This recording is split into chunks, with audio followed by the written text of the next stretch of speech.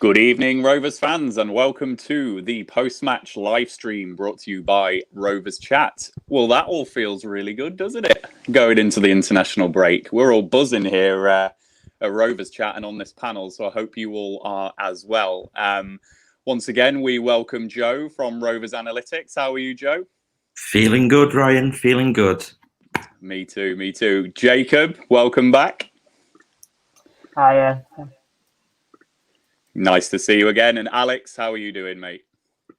I'm off the bottom of the Predictor League, I think, so that's really good news. Hopefully you've not overtaken me. I had 2-1 Rovers, but I got some of the goal scorers right, so maybe someone else has gone bottom. So that's good. Well, Rovers fans, it is very cold, very spooky, very misty where I am. I don't know what it's like outside for you guys, but it's going to be nice and warm and glowy on this live stream digesting that game. But before we get there, of course, we are sponsored by 6yardsout.com. The Rovers Chat YouTube channel is proudly sponsored by 6yardsout.com. They've got retro football from every era with mugs, phone cases and much more. They also have plenty of Rovers goods, including apparel with the famous 94-95 season and this season's kit. Check them out using the link in the description below. Thanks as ever to 6yardsout.com. And Rovers fans, let's have your love, let's have your positivity in the comments box tonight. We want your positivity, we want your comments. We will pick them up through the show. Before you do that, though, if you aren't following us on Twitter, we are Rovers_chat on Twitter. We're at 5,000 followers now, so thank you to everyone who does follow us. And on YouTube, we are Rovers Chat, so please subscribe to our channel. So, Jacob, I'm going to come to you first. How are you feeling after that game? Very happy. I feel like that's exactly what we needed to go into the international break with. A bit of positivity, a bit of belief in the squad. Got all the players back in these 2 weeks' time. Got back for the game against Luton, game against Preston. I think they lost again today, Preston. And then Barnsley. If we can pick up 9 points in those games, we'll be way in it. Get in the mix of things. And no, feeling really positive now. Hopefully, it's not getting ahead of ourselves again. I know QPR, a bit like the other teams we've beaten this season, they're not a great side by any means. Probably a bit below average, and they are the only teams we've beaten this year, in fairness. But no, a great win today, and really happy with it. It's exactly what we needed. Indeed, there's lots of love already in the comments. I think I'm going to do well to keep up with all of these. Joshua Hill, you were in first. Good win tonight, gents. Ben Smith, ride that roller coaster. Alexander Haven, better than I dared to hope. Isaac McCallion, cracking win. Have to start off with talking about Brereton. We will definitely talk about Brereton, Isaac. Michael Pearson, another great afternoon, no gloom. Everyone played well and gave everything. Makes the point against Borough a great point. And Ben Smith, again, still tons of players to come back, only 5 points adrift. Rovers fans, I think my neighbours are also very excited about Rovers winning because there's fireworks going off around me. So if you hear any random bangs in the background, that's because my neighbours are also celebrating the victory as well. Alex, that was a very deserved victory and a very enjoyable watch, wasn't it? How are you feeling after that one? I feel like it's an important moment because I think it's probably what you could call our first narrow win of the season in many ways. Like in the previous 3 wins we've had, it's been 4-0 or 5-0, and it's really not been close at all.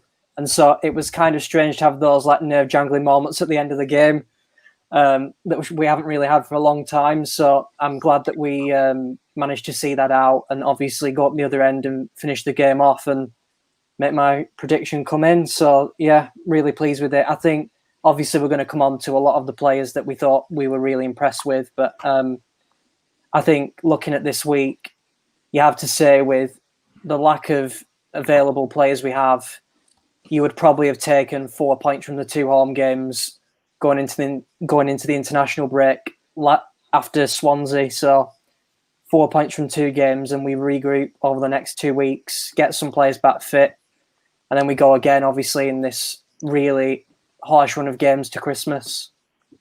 Yeah.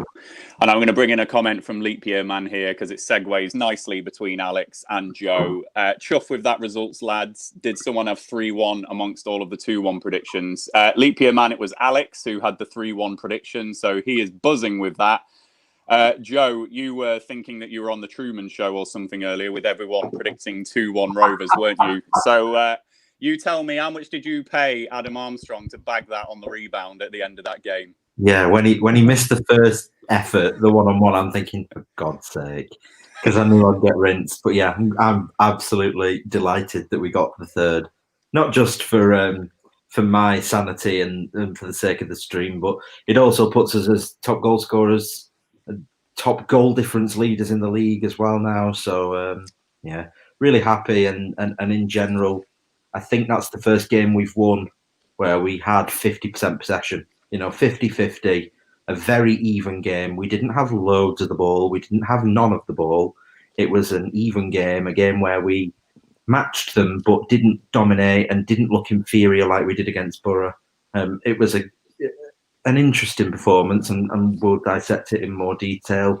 Over 50% shots on target ratio, really impressive. Well above average for the Championship, which I think is really important. So from a data point of view and a fan point of view, delighted with the result.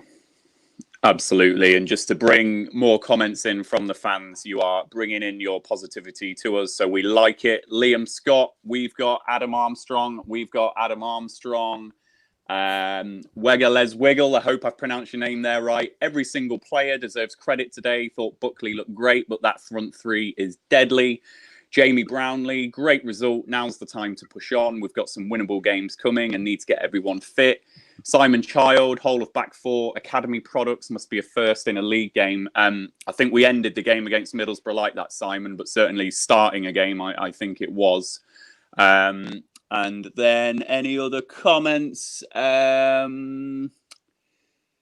No, there isn't. So just for my 2 pence worth, I think even at 0-0 at half-time, even with my Rovers hat on, even when we've got all of our fingers burnt in the past, I was still feeling quite confident and quite happy at half-time, actually. It felt a really good performance. You could tell from that first 10 minutes, really, the way we were playing, we just looked more confident. The likes of Rothwell and Nyambi were pushing themselves forward a bit more. So it just felt right today. There was something in the air with that performance today. And bar that 10-minute spell after QPR equalised, it just was a complete all-round performance, wasn't it? So we're going to dissect some of the players, not literally, metaphorically. Jacob, who stood out for you today in terms of performance?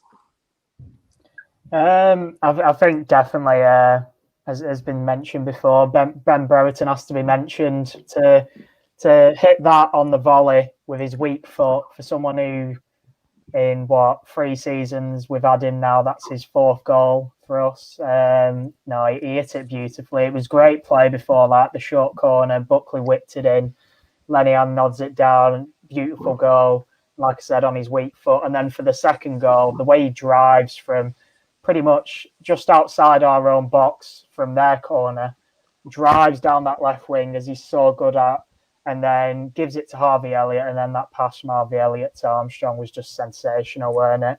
But no, definitely man of the match today, well deserved. But I do think his celebration for his goal was a bit questionable. And Alex, coming on to you, is there anyone else who stood out for you today? I think, yes, Brereton's had an awesome game today, hasn't he? Is there anyone else who you can pick out? Well, I think I was asked by Joe before the game about Scott Wharton and whether I thought he would be able to cope in the Championship. And, we did talk about the fact that, he was a Rovers fan and he loves the club and will be looking to impress. And I thought he didn't look out of place today. I couldn't tell that it was 4 years since he played a Championship match. I thought he was really unlucky with that header in the first half. I was kind of gutted for him because I thought that would have been a great story for him to get that goal. But I thought other than that, he looked very comfortable alongside Lenihan. I think at times, obviously, his distribution forward could be questioned a bit. But I think that's things that you see from players that haven't been playing a lot of games and haven't had a lot of minutes under their belt. So, yeah, he looked really assured, and I'm just so pleased for him. And I hope that after the international break, if we are still in the situation with injuries, that maybe Wharton gets a bit of a run in the side, and let's just see what he can do over a longer period of time.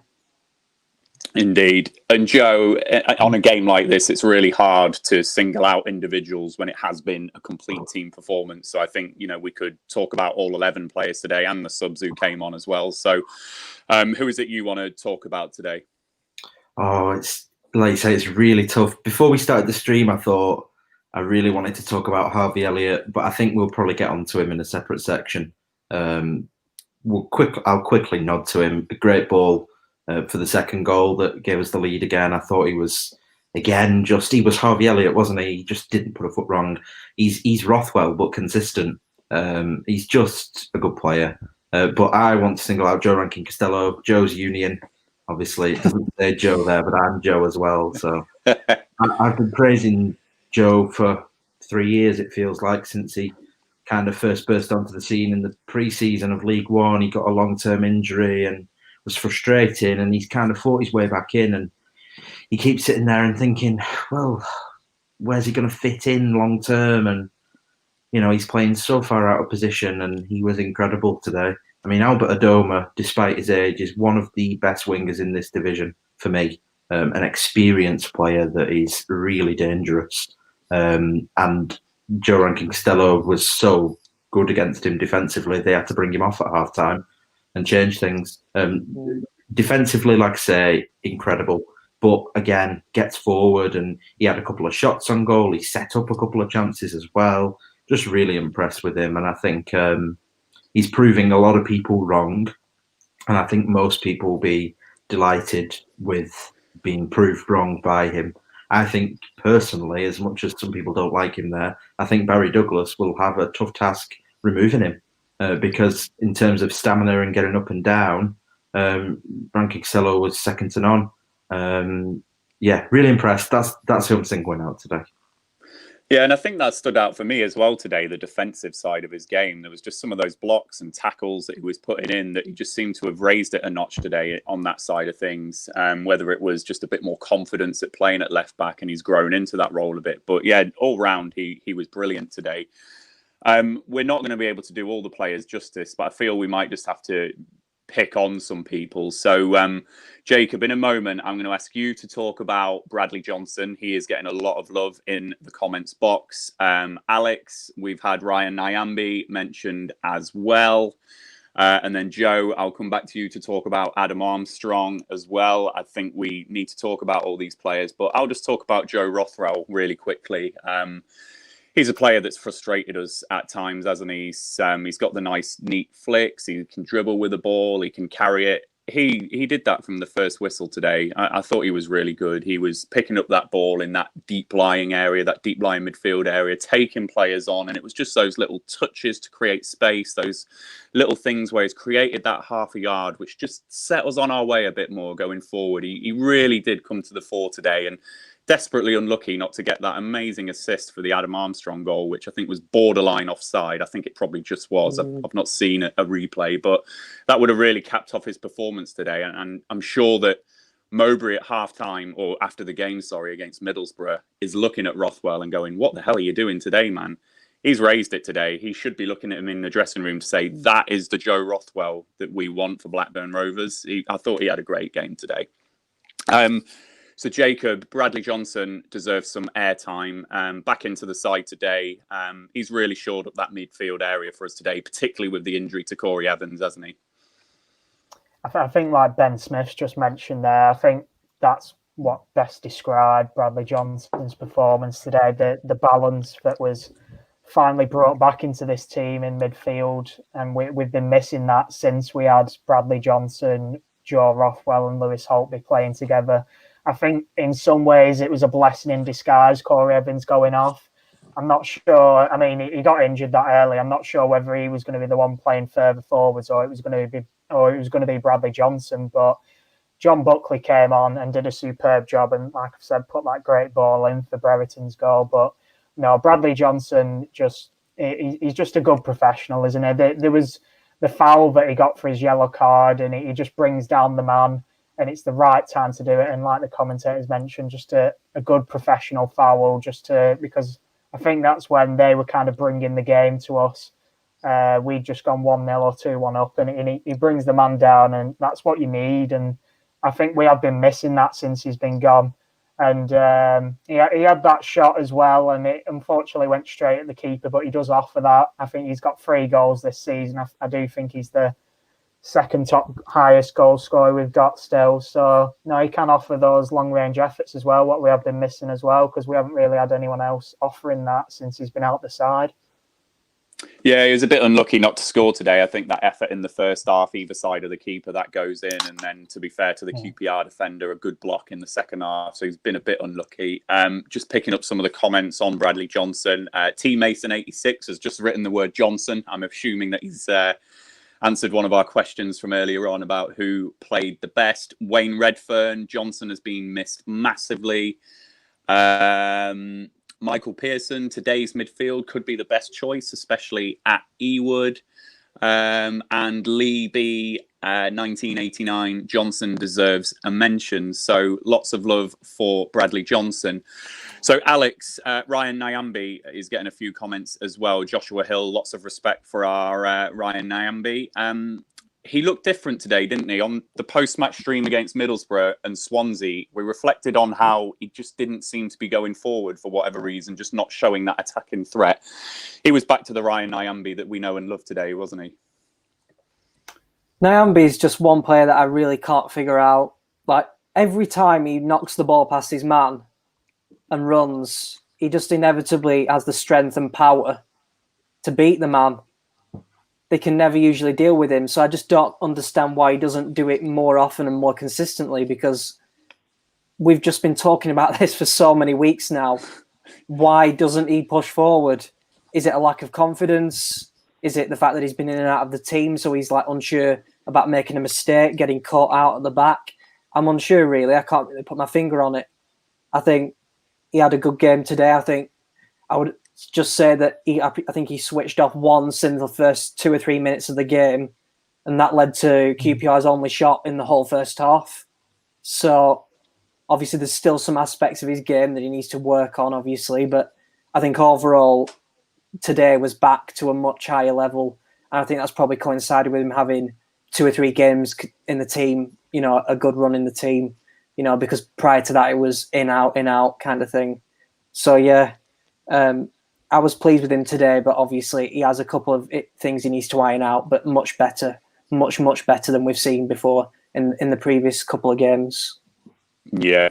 And Joe, we spoke about on the pre-match stream the market value of Adam Armstrong. The main man is back today. He's been the main man since Bradley Dack got his injury. He's got another 2 goals. That front 3 just looks so much better with him in it. Just sum up Adam Armstrong if you can today, and just what he brings to this side. Yeah, I think he probably added a couple of million to his market value there today for you, just to really hammer home. I think he heard you say he's only worth 10 million. Did. You know what, Ryan?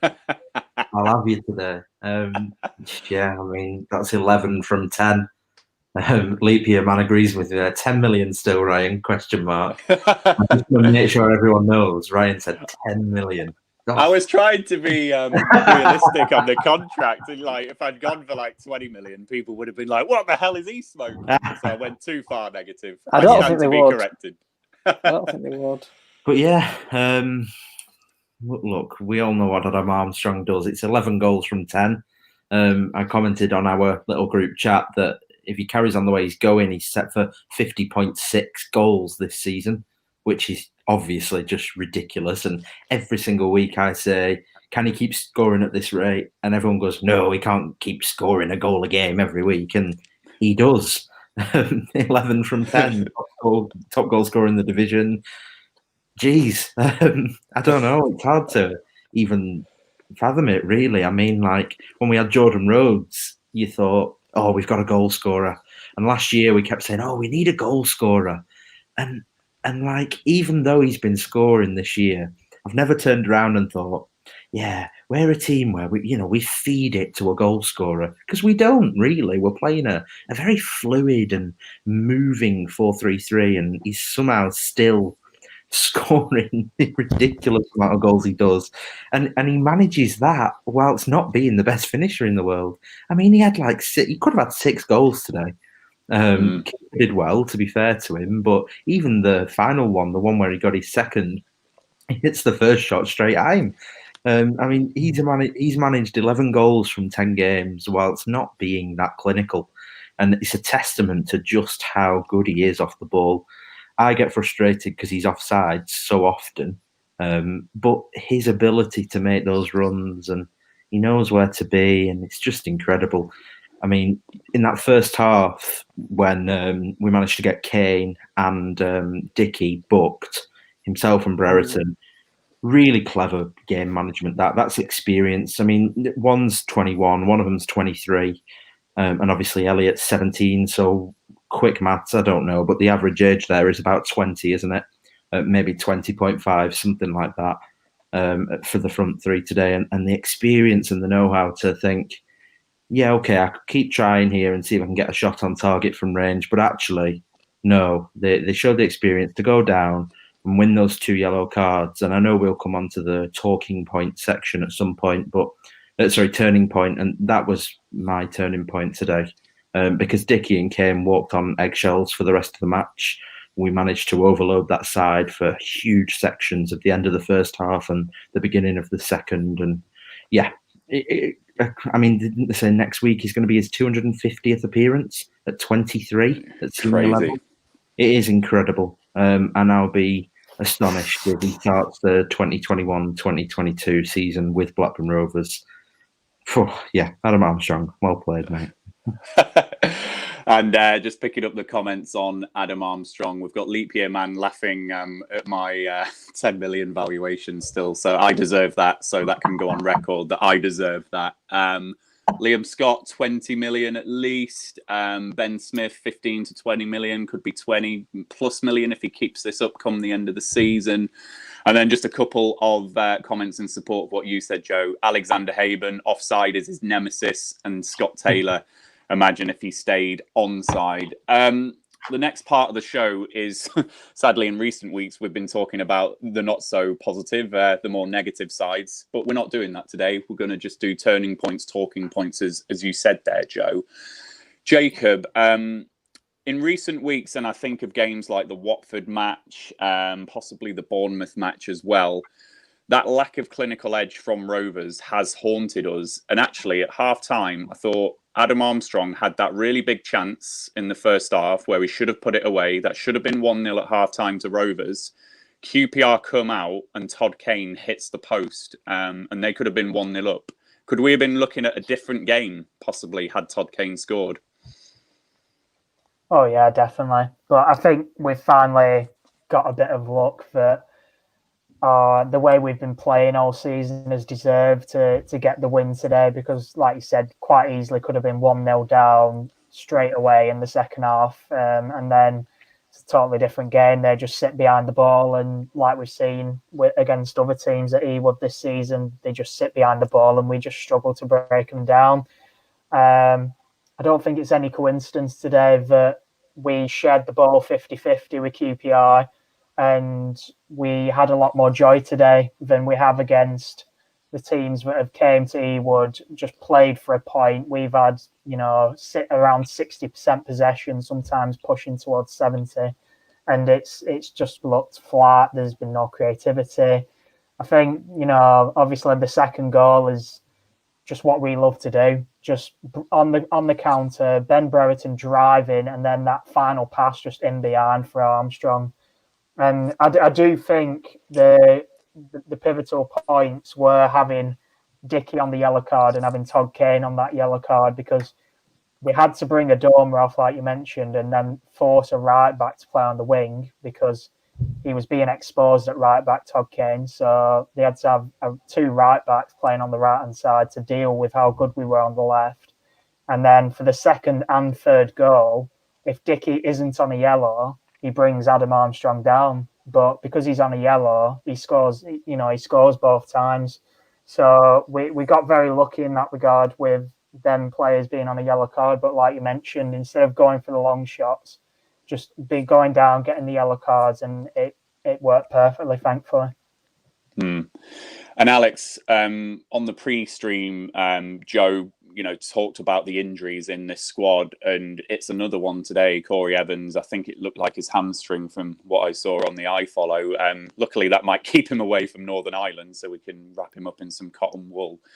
These injuries are getting a bit ridiculous now, aren't they? Just we won't touch on it too much. We've given it the airtime this morning, but do you think that John Buckley coming on did help with the performance today? Yeah, this is a really interesting one, because when I saw the team before the game, I was like, Evans and Johnson in the midfield, that's not worked in the past, especially at home. And so there was a bit of trepidation about that with me, like, oh, we're going to have another 0-0 kind of game that we had on Tuesday night and against Cardiff more specifically. But I think Buckley he played that Holtby role as well as he could do, I thought. Obviously, I don't think he's as good as Lewis Holtby. He's not as good as Holtby in just the offensive aspects of the game. But I thought, considering that we tend to associate Buckley with only coming on late in games when we're like 2 or 3-0 up, and that's really when we've only seen him at his best. I thought that was quite a good performance from him today as well, coming on just after 4 or 5 minutes and not looking out of place in that game. I think if you're asking me for a turning point, it's quite obvious, but the Brereton goal is obviously the turning point for me. And I think the interesting thing I would say is we've talked about possession and not winning games. At half-time, it was 0-0 and we had 58% possession. And then by full-time, we finished on 51% and we won the game 3-1. So we scored that goal. QPR came out. They came out roaring, really, after we scored that first goal. And then the next two Rovers goals were both counter-attacks, really, when we won the ball back and got a quick pass off to Armstrong, Brereton, and we created those two extra goals. So I think certainly see that pattern again emerging, where if a team comes at us and they have more of the ball, we have the ability to hit them on the counter attack, and we saw that, didn't we, in the second half? Yeah, we did. And Joe, when Lyndon Dykes scored that penalty, I sat there and I just thought, how the hell is this 1-1 after us playing so well? I was just had that sick feeling again, just on the penalty. I saw a few people on Twitter maybe thinking it wasn't. I personally thought it was a penalty. I think Kaminski ended up punching him in the head, and then there was possibly a foul on another player, actually, by a Rovers defender. I think it was Wharton. Did you think it was a penalty? I didn't actually think it was a penalty myself. I thought really that he was taken out by his own man, but then I guess there's an argument as to whether the man that took him out was fouled by a Rovers player. The bit that frustrated me more than anything was that there was 3 Rovers players being fouled as the corner came in. It was 6 for one and a half dozen the other, really. It was just a bit of a weird one. And the fact that, Ben Brereton's, which again was a dubious one, but the fact that that wasn't given was just a bit ridiculous, really. If you're going to give a 50-50 one at one end, you've got to give one at the other. Otherwise, it's just a bit unfair. But in some ways, I actually think it helped us, them equalising. I know that sounds a bit stupid, but I think without that penalty, let's say they don't get it, and we're 1-0 up, I think that game would have finished either 1-0 or 1-1. 50-50 on which way that goes. But because they'd scored that goal, I think it gave us a bit of fire. I think it forced us to keep going. I think at 1-0, if we'd have got to 70 minutes, I think he'd have brought off Armstrong for fitness. I think he might have brought off Rothwell when he went down slightly injured. So I do actually think that their goal kind of kept us awake a bit and kept us thinking, yeah, we've got to score more goals because we're Blackburn and we can't just win it 1-0. We've got to get a few here. And I do think that them pushing forward more in hope of getting that equaliser helped us big time. So not the end of the world with the penalty. A weird refereeing display. Quite a few decisions baffling. And they had a shot directly on goal that whacked Ryan Nyambe in the chest and went out for a corner. And Nyambe's down on the floor in pain because it's hitting that hard and he gave a goal kick. And I think all of us just sat there thinking, what? And see, that's the problem, isn't it? Because we can all moan about referees being biased, but the problem is when referees are just rubbish, not when they're biased. We can sit here as Rovers fans and admit when something's just poor that would actually go against us. So, yeah, I mean, the refereeing in the Championship's not been good enough for a long time, in my opinion, but at least we're not in the Premier League, because if anybody's seen the Leeds offside decision, oh, my God. I mean, Patrick Bamford is pointing for the ball like this. He's going, I want it over here. And they give his arm as offside, and he's literally stood half a metre onside. It's just shambolic. So, yeah, refereeing. There we go. Indeed. Just on what you said, Joe, the waking up of Rovers, I think that's a really fair point. And I think you're right to make that observation that the game could have been dangerous for us at 1-0. QPR had that really good spell for 10 minutes, didn't they? Where it actually looked like, oh my days, we might end up going 2-1 down here. And Jacob, before the game, we were delighted to see Thomas Kaminski come back into the net. He made a really top save from, I think it was Elias Chair, which was going into that top corner. Just how much did you feel that Kaminski coming back today just improved that overall defensive display? And I saw some other things from him today, which I just loved. I loved him getting involved with the referee when one of their players got booked or put a tackle in. He's in the player's face. He's coming off his line a bit. He looked dominating from the corners and things. What did you make of Kaminski today? We saw a bit more of him, didn't we? Yeah, I think it was a really good save, the one you've referenced to there. I believe it was Willock, because I think he had another one. Willock, that's right. That just went past the post, and 2 really good shots, and he was a brilliant save that he forced out of Kaminski. I don't think, in my opinion, either it was a penalty. I think, the players headed it away from goal, and then he's hit the man in the face. But, I mean, if he'd hit the man before he made contact with the ball, then I could understand, but it's one of those.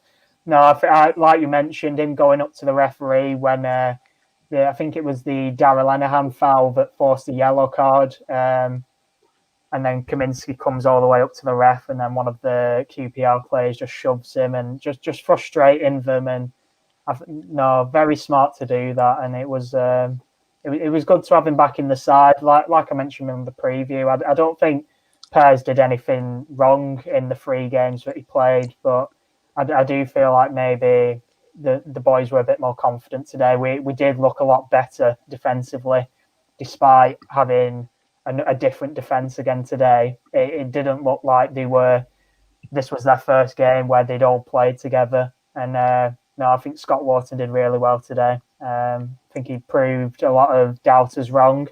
There was a couple of times where he maybe just hoofed the ball instead of maybe going for a smart pass. But no, really good today defensively. Yeah, and I think Kaminsky, I really noticed it today after having Pears in goal for the last couple of games, so I don't think has done much wrong, but Kaminsky is just an absolute unit, isn't he? Just looks bigger, just looks physically better, and he's just more commanding, and that's no criticism of Pears, that's just the goalkeeper that Kaminsky is. I just think he just looks a real good keeper for us. Just to pick up some of the comments that we've had in response to some of the things that we've said then, Alexander Haben, was it a penalty? I didn't think so. Leap year man Buckley coming on enabled Johnson to slot into defensive mid and add more creativity. Dan Woods, I'm still none the wiser to knowing what the penalty was for. Alexander Haben, I thought Buckley did well. Paul Latham with, sorry, Paul, I'm not going to read this one out, but just making the point about Ben Brereton in that wide area, just a real asset for us. And he really seems a top player in that position now.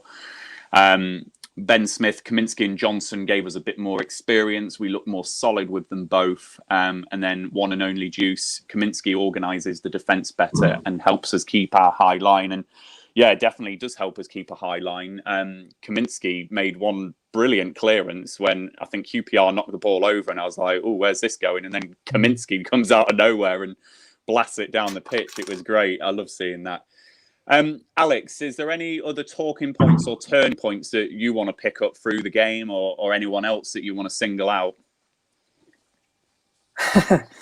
I think we've talked about nearly every player. I think one thing I'd just like to say, I've just seen things pop up on Twitter. I don't think it's been mentioned, but Evans Mowbray's just come up and said that it doesn't look like a minor hamstring injury. So that's another one on looking like a long-term treatment table. And then just one thing I would add to that is, again, just something I've seen on Twitter since I've been on live is Holtby had a high temperature last night, 38.6, which for anyone who isn't medically minded is very high, and but recorded a negative test. So I don't know why. I think it was probably just a precaution. But I just thought I'd mention those two things that have come up on social media while we've been on live. Yeah. And Joe, let's do a nod then to post-international break and maybe reflect on where we're at. I think you've got some of the stats, haven't you, for how we're comparing between this season and last season. How do you feel we are after 11 games? Well, so 11 games into last year, we were on 14 points and we're on the same points this year. Obviously kind of nodded to that pre-game and said if we failed to win, then we wouldn't catch up. But luckily we have done so. We were 14th with 14 last year at this stage, and this year we're 12th with 14, which might nod towards the league being a little bit more open, a little bit easier, perhaps without Leeds' involvement. I mean, if you look at that division, I mean, it's so, every team is separated by a point apart from, that bottom 2 slot. So, yeah, I mean, this is going to be an interesting year, definitely. And it's the team that can put the run together, isn't it? I don't really have any confidence that we'll be the team that will put the run together because it's not what we do, really.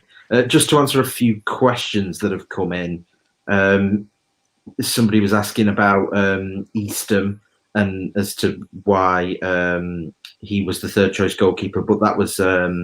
Sturgiakis played for the under-23s last night, so it's just a case of Eastham coming in to fill that spot with Piers out. And then on the note that Alex has just made, Tony Mowbray said post-match that Holtby rang him last night at 11 o'clock and reported a high temperature but a negative COVID test, and they're going to shut Brockall for a week now in terms of non-playing staff, and players are going to come already dressed in kit and all of that. So it does sound like we're still pretty plagued by COVID and injuries, and Evans and Simon's mentioned Tribal there, and why wasn't he in the picture? And I get the feeling that he was put onto the bench for numbers, despite not being particularly fit.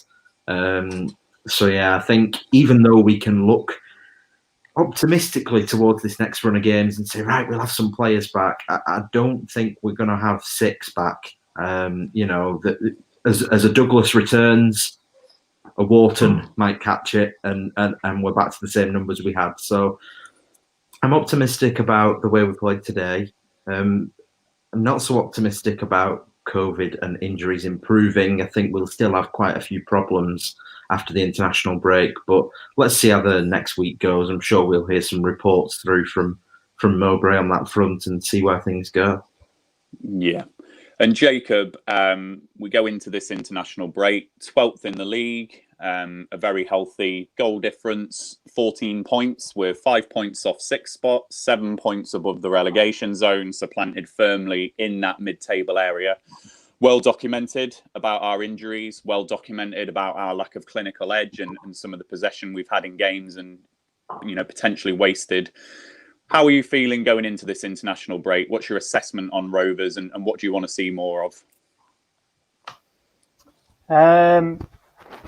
Just more wins. Obviously, it was just great to have a home win for the first time since Wickham. I feel like we need to stop having so much passive possession, like you've just mentioned. I think the fact that, like Alex mentioned before, we went into half-time with 58, I think it was what you said, Alex, and then come the end of the game, we had 51. So that just shows, all 3 of our goals came when QPR had more possession than us. And obviously that was due to the fact we got that goal off the corner, and then they have to come out and then attack us, and then obviously when we make it 2-1, they have to come out and attack us again. They were quite clearly playing for the draw, but no, I think we do have to kind of think about the fact that obviously that goal came from a set piece, and if it hadn't have come from the set piece, would we have realistically got one through possession like we struggled with so many times this season when we've just had the possession and haven't managed to put it away? Because obviously the other 2 goals come because QPR are pushing and we get them on the counter, what we're so good at. But if it hadn't been a set piece, when would it have come? Would it have come at all? No, I think that's food for thought. But I do look really positive now into those next 3 games back: Luton, Preston, Barnsley. We have to be getting at least 7 points from those games if we want to be going for playoffs. And I do fully think with the personnel we'll be having back, there's no reason why we can't get potentially 9 points from those games, with obviously Preston's going to be the hardest one of the lot there. And Rovers fans, if you do want to join us on the show, you can join us if you send a direct message to the Rovers_chat Twitter site. You can come and join Alex, Jacob, Joe and myself and ask us questions directly rather than in the chat box. So hit us with a DM and we will get you on the show before we finish. Just to pick up a comment here from Simon Child. Any thoughts on why Tribal was not in the picture today? He seemed the most like-for-like sub when Evans got injured. Simon, I think this just relates to the stuff that Joe was talking about with Lewis Holtby. So I think Tribal wouldn't have been in the matchday squad at all today because of that injury against Middlesbrough. So I think Holtby coming out of the squad pushed Tribal into the squad, and he had no intention of bringing him on. I think he was still carrying that injury. So it was just one to make up the numbers on the bench. Alex, what's your assessment of Rovers 11 games in? It has been roller coaster. I think one of our early comments was a roller coaster. We've had some really great moments. We've had some games where we've had all of the ball and not got the victory. We've had some horrible games like Cardiff and Nottingham Forest at home. And we finish this international break, or going into this international break, feeling really happy. So how are you feeling going into it? This season's just been so bipolar so far. I mean, I just think we've been either elated after a game, thinking we're going to finish in the top 2, or thinking we're going to be relegated. There's never really been any middle ground, to be honest with you. I think so far this season we've been consistently inconsistent, as I think we probably have been since we've been promoted. I think, as Joe alluded to, is there any sign that will change over the course of this season? I have my doubts. I really do have doubts about that. But ultimately, that's what the aim has to be in another 2 weeks' time. We've talked about just the sheer number of games we will be playing, dozens of matches now before the next internationals after this one. So if there's a time to become consistent and pick up consistent results, this is the time. We have to do it now.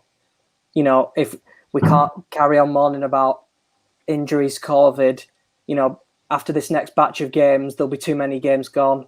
They'll have been and gone by then. So, this is the time to get players back fit, get players back in the building, and start getting that well-balanced team back on the pitch every 2 or 3 days as we're playing that regularly.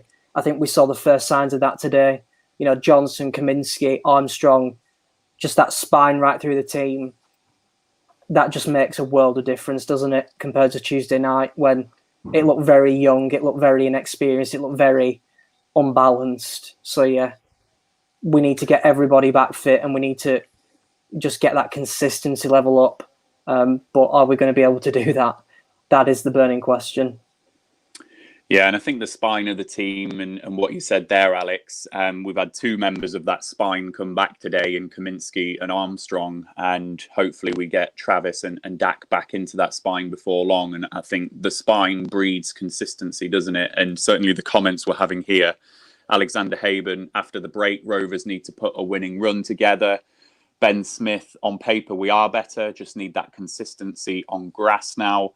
Tony Parker, consistently inconsistent, sums us up. Joe, we're not going to find that consistency until we have got that core 4 or 5 players. In my mind, if we've got Kaminsky, Lenihan, Travis, Dak, Armstrong, pretty much playing a full season, we get a bit more consistency, don't we, if they're back?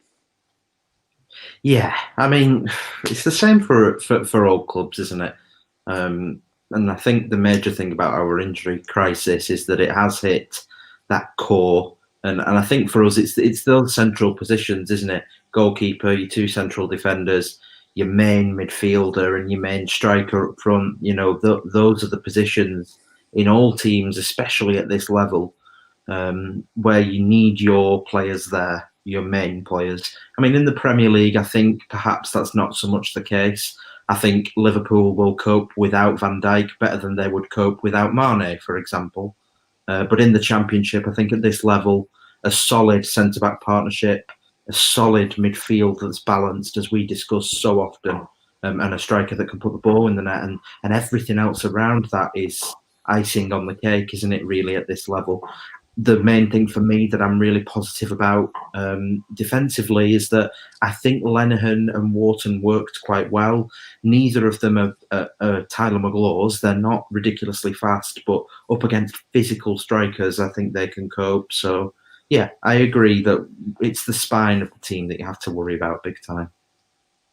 Yeah, and Michael Pearson, in response to what you've said there, Joe, and what we've said, it'll be an inconsistent season for all teams, and 3 games a week will mean stop-start for most. Absolutely, Michael. We reflected on that in the pre-stream this morning, actually, that in a normal season, when you've got those game weeks with 3 games, not many sides pick up 9 points on the Saturday, Tuesday, Saturday, and that projected over these next 12 games after this international break. Not many teams are going to be on that really stellar form, which is equivalent to 3 wins in a week. So it's going to be like that for everyone. I think my gripe is exactly what you've just said, Joe. I just wish it wasn't injuries to Dak and Travis. They're the ones we can't cope without. So the sooner we get that spine, the sooner I think we chalk up maybe 4 wins in a row and then a draw, 3 wins in a row and then a draw. That's the type of form that you get promoted with, not the stop-start nature that we've had. Rovers fans, we will be ending this stream very, very shortly, so you do not have long to DM Rovers Chat if you do want to join us live for a little phone-in section. And of course, if there's anything we haven't covered on today's game or the season as a whole, please get your comments into the chat box. So a couple of minutes to get those in, and then we'll be ending it. Jacob, anything else on Rovers? Anything you observed today? Anyone we've not spoken about who you feel needs some airtime? I think, as has been mentioned, with consistently inconsistent, I think that's to be expected when the team's being changed week in, week out practically. But someone who kind of falls into that category this season is probably Darragh Lenihan, and I think the past 2 games, Darragh Lenihan has really stepped up. Obviously, he's the captain right now because Bennett's out, and he put that post on Instagram, didn't he, to kind of admit that the standards he was playing at was for him below par, and we did give Darragh Lenihan a grilling after that Reading performance. He really weren't good enough that day, and he did cost us a couple goals. And so a lot of that could be put down to the fact that back four has been changed so many times this season already. But like you've said today, him and Wharton didn't look out of place at all. It looked great, and I think obviously when we have Ayala and Williams back, they are probably going to go in over Wharton. But I do think it would be a bit unfair on him, because I think when he came on against Middlesbrough, he did really well to stop, was it Fry scoring at the back post, just really smart, just to muscle him out, because he knew he weren't going to out jump him because of how tall he was. And today, Wharton just looked really solid, had one of the best chances, could have put that header away. And like I mentioned, a few silly passes over the top that just went out for a goal kick or a throw in. But that'll obviously come with time. The amount of times we've saw Darragh Lenihan do that this season, but he's been really good the past couple of games, Darragh, and I'm really glad to see it, because I do think that Reading performance was the worst I've probably ever seen from him. But he's back to his normal self now, and it just gives us a lot more confidence. Yeah, it does. And yeah, the Scott Wharton chance, actually, we've not spoken about. It was a fantastic save from Dieng, and really unlucky that he didn't score. He just tipped that around the post. So I'm going to finish with 2 comments that we've had in. The first, Alexander Haben, I feel for Dolan. Yeah, I feel for him as well, Alexander. He's got Harvey Elliott in his position now, who has come in and been top. Ben Brereton and Adam Armstrong are 2 of the first names on the team sheet at the moment. So I feel for Dolan as well. But we've said on this stream before, he's come in not expecting that game time. He's come in and made a difference. He's around the right players on that training pitch now. He'll grow as a player. He'll improve himself. And I've got no doubt he'll be knocking on the door and be taking his chance in the future. So the best thing for Dolan at the moment is to keep learning, keep taking those opportunities and prove to Mowbray when he does get that chance. So I'm going to finish with Ben Smith's comment. With a little nod into the next 3 games. I'm just going to go around us all in the games. Next 3 games, Luton away, Preston away, and Barnsley at home, I believe, are the next 3. Joe, how many points are we going to take? I'm going to be really naughty and refuse to answer the question. We don't have a clue who is going to be fit and who's going to play. It's like 2 weeks away with an international break, really. So I guess taking out any anomalies with lineups, if let's say the lineup tonight plays in those 3 games for the sake of that argument, I think that we will definitely struggle against Luton. It's a team we struggled against last year, and they're better than people give them credit for. Preston, I fancy us to beat, actually, this year. I think it's the year, if any, to beat them away, because home and away form means nothing, and we are seeing their frailties. They struggle going forward, and I know that sounds stupid because they can score, but they don't have a goal-scoring striker.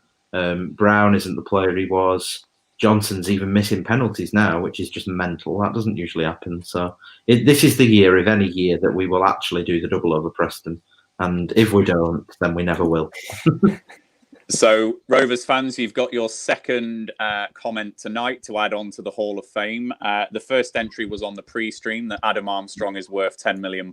Your second entry is that Rovers are going to do the double over Preston. So thank you, Joe, for adding to our Hall of Fame. So how many points did you say there, Joe? I don't think I did, because I decided I refused to answer the question. But out of those 3... Oh, I don't know. I'm going to stick to my guns and say that you need to ask me nearer the time because I'm way too reliant. We are way too reliant on certain players being fit. Right now, we'll say 4 out of those 3. Okay, Jacob. I think if the players we're thinking will be back after 2 weeks' time, we'll be going into those games with a lot stronger squad.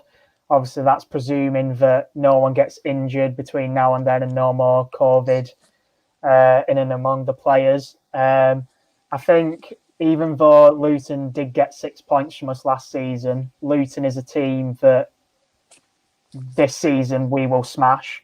That is the sort of team we smash this season. The same can be said for Barnsley. Those sort of teams that we would lose to last season, we're just smashing every time. So I'm confident going into those games.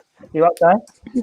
I said we'll have to clip that comment as well. I think we'll do the double over Preston and we'll smash Luton according to you. So we'll remember both. So that's entry number 3 on the Hall of Fame right there. Well, Alex is going to have to give us something in a minute, but no. I'm hoping. I do think for Luton and Barnsley, those are the sort of teams that we've come up against this season. Your Coventry's, today with QPR, Wickham, Derby. They're the sort of teams we'll go and we'll just smash them. But Preston, the past 2 seasons at Deepdale, it's been a horrific 4-1 and then an absolute bottle job 3-2 win for them. So I do go into that game with a bit of PTSD, to be honest. But I think, like Joe's mentioned, if we were ever going to do the double, it would be this season because they have been in such poor form and the home crowd doesn't matter. But I think if we're going for playoffs, it has to be a minimum of 7 points from those 3 games. And I would love 9 points. And then, go into that game against Millwall. If we had 7 or 9 points, you would be hoping we'd go and give them a really good game. Yeah. Alex, if you want to hit us with a Hall of Fame comment, then feel free, but you're not obliged to. How many points do you think? I'm trying not to make a meme of myself on this live stream. So I think one thing I would say is Joe, I think, is overconfident when he says that Preston will do the double over them. I think, and he alluded to the fact that they're not as good this season. Well, I think they've been pretty awful the past 2 seasons and we've capitulated. So I think we'll probably gift wrap them their first home win of the season, Preston, but I think we'll win the other 2 games. So I'll go with 6 points. Okay, 6 points. So we had a 4 from Joe. We had a 7, I think, from Jacob and a 6 from Alex. Michael Pearson, I will take your second answer as your prediction, 7 points at least. Alexander Heyman, 9 points minimum, ? Here's hoping. And Leap Year Man, Luton away is no joke. I agree. And Joe, you made the point, Luton are a better side than people give them credit for. Yeah. I absolutely agree with that. I think that one will be a tough game.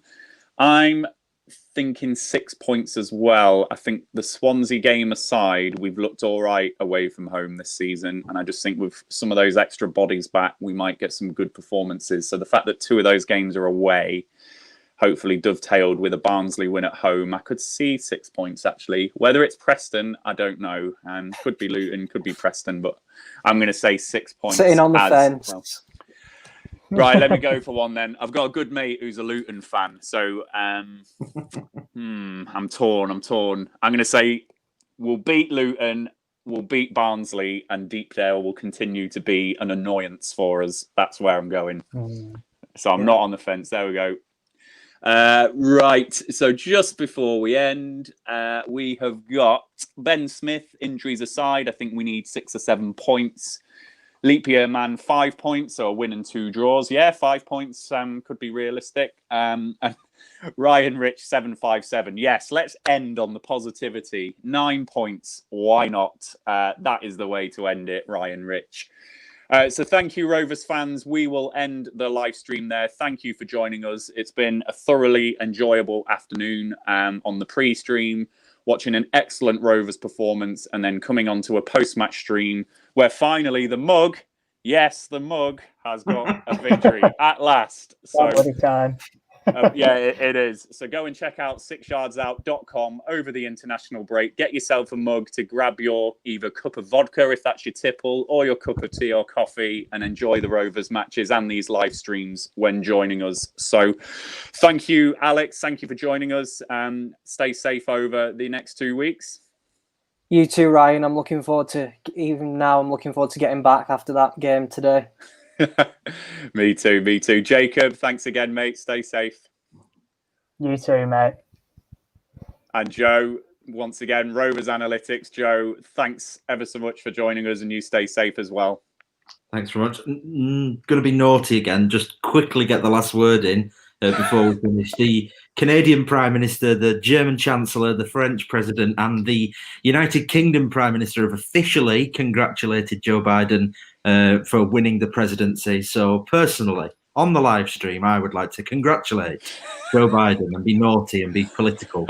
A great day. Preston lose, Rovers win, and Biden's the president. So yeah, that's how I'm ending things myself. A bad day for fake tan companies. and that's another Joe who you've been able to dovetail into this live stream. Oh, there we go. Yeah. Well done, Joe. Well done. Rovers fans, please do follow us on Twitter, Rovers_chat. Subscribe to our YouTube channel, Rovers Chat. And please check out 6yardsout.com. But in the meantime, look out for all of our future content. Look out for stuff over the international break. And we will see you pre-match before Luton away on, what is it, the 23rd of November? Is that the date? I think it is. Can't do the maths. Something like that. Yeah, 21st of November. 21st of November. We will be back with a pre-match stream, so join us then. But until then, stay safe, stay warm, and have a good evening. Bye all. The Rovers Chat YouTube channel is proudly sponsored by 6yardsout.com. They've got retro football from every era with mugs, phone cases and much more. They also have plenty of Rovers goods, including apparel with the famous 94-95 season and this season's kit. Check them out using the link in the description below.